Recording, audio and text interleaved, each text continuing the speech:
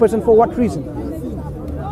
This country has license for alcohol in pubs, free license, and they have license for you to buy cigarettes if you pay the tax.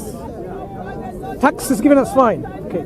Now imagine the country's lawmakers who are going to pass a law in the parliament. They all agreed that they are going to stop production and consumption of alcohol and smoking. And this is what they agreed and passed a law. What's going to happen to the public? Uproar, uprise. They will like it. They will want to overthrow the government. What? You're going to take away what we like? What was enjoyment for us? It's going to be very difficult for the government to pass a law like that. And that's why they are failing to pass effective laws against smoking, for example. The only thing they're doing is, smoking causes cancer. Picture of a cancerous lung or something. It doesn't stop people from smoking. Is it allowed to smoke in pubs here? They stop. Okay, there are different measures. There are different measures, but it doesn't stop people from smoking. No, but then don't you think in some way that you should be able to choose yourself? I'm completely against smoking. Don't get me wrong, but if you people don't choose. People. But then it's a lack of information, maybe, or. I won't say it's a lack of information. Allow me to make some questions of my own afterwards. I don't think it's a lack of information. The reason why, the cigarette pack gives us the information. It's not lack of comprehension either. It says smoking causes cancer. Smoking kills. So now I take this packet of cigarettes and I start reading it and I understand it.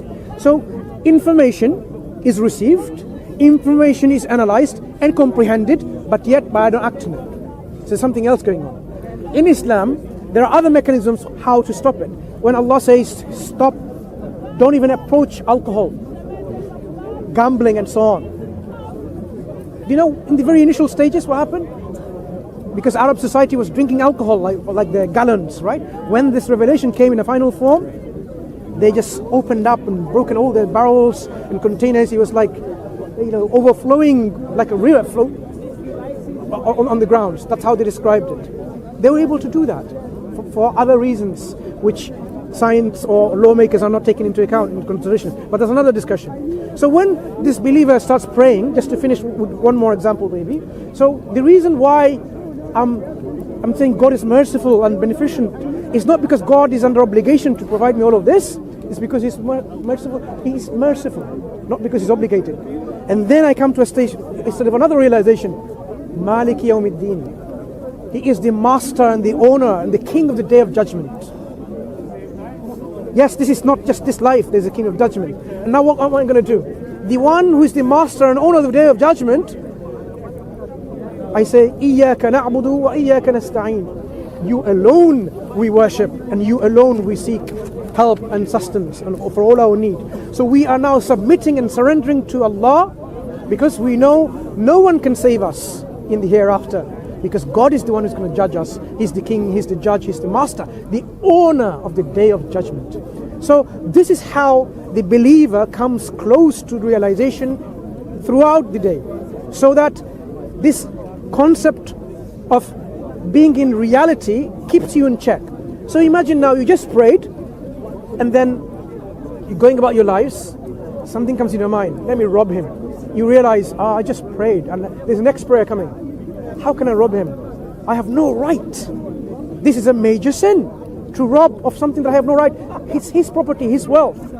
In fact, a law in an Islamic society will be implemented, if it was implemented whole, that if I had no need for it, and I stole that he hid something and protected it, my hand should be cut off. This is how grievous it is to violate the rights of others, to steal something from someone which has been protected like this from stealing. So my next prayer, thinking about the next prayer, because it's throughout the day, think, I want to go and do something bad. Immediately will stop me thinking, I'm not going to do that, because I just stood in front of God. Next time I'm going to stand in front of God. What am I going to say? So this realization makes someone in check throughout the day. So the Brazilian drug lord should have had this opportunity of self-reflection, whatever belief they have, like, look, what if it was my brother, someone is killing the way I'm killing? and murdering and oppressing and raping and all that thing. What was my sister? Where's my mother? They need to have this self-realization. And trust me, people have this self-realization. Unless you're totally a psychopath, which is totally out of your mind, then of course, you're beyond cure in that sense. You should be locked away because you're not right. But other people who are not this compulsive psychopath where they have means of reform. You can reform. And this is why you will be now at a shock to realize the concept in Islam, there is a concept of jihad of the nafs. There is a political jihad to fight and to expand and to open up lands where people can go and see Islam, because otherwise Islam will be not presented to them. This is how it used to be in the past. But there's other concept of jihad, is the struggle of your own against your own self to make you constantly better so that you are better with him or her, or you, with your father, or your mother, with your brother, with your sister, with the animals, with the environment. Constant struggle of being better and better, making you so much that uplifting you to be a noble person. And that is why the Prophet ﷺ is described as the one who is the uswatun hasana for us, the one who we can emulate as our perfect model. He showed us how to behave, how to be kind, how to be nice, how to be just, how to be interacting with others. So this is what we have to do. So I cannot just treat someone because he's black or he's white or he's fat or he's thin because he speaks another language. The Prophet said none of that. There is no difference between a black and a white, or a white and a black, an Arab or a non-Arab, or vice versa. The only difference between us is the one who is more God conscious, more pious. Yep. So I can say, MashaAllah, very good that this brother or this sister, is being very close to Allah. I wish I was like that. But I cannot envy him because he's black, or demonize him, or chastise him, or put him down or put her down because they are not of the same skin color, of the same language, or all these things that people go under racism and so on. So Islam eliminated all of this. This is what you should expect from the religion of truth. There should be no room for this kind of racism and intolerance. If you don't want to believe in Islam, fine. That's up to you. That's up to you. Lakum dinukum waliyadin. Quran says to you, your religion, what you want to do. But the consequences is with you and your Lord in the hereafter. Yeah? Yeah. I like your point. I agree with it. Yeah. So I would like to, because we've talked enough, we want to bore you with other things, but I hope some of the things I said, you should, and I request you to reflect on them. Reflect and say, look, my heart and my soul searches the truth. If the truth is found in Islam, what is my obstacle? Why should I make an obstacle because the Prophet was an Arab? Why? Does that make me any better if he was an European or so on? No. God can send this message to anyone, to anywhere, with any language. He chose his final message to an area in Arabia, in the language of Arabic, which best suited the last message. And this is one of the things the Quran actually invites people to think and reflect, that if you think this Quran, this message, this book is not from God, then produce something like it.